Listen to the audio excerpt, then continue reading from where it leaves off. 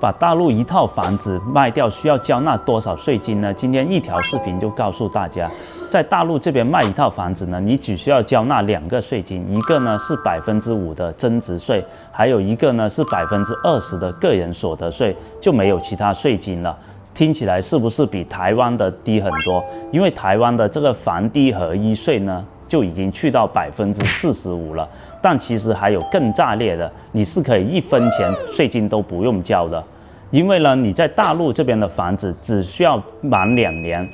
它是不需要交纳这个增值税的。你购买这个房屋满5年，而且是这个城市里面唯一的一套住宅呢，它是不需要交纳任何税金的，1分钱都不用交。大家听起来是不是很离谱？其实大陆卖房子呢是比较人性化的，它对比台湾的房地合一税和土地增值税呢，这些都是比较有优势的。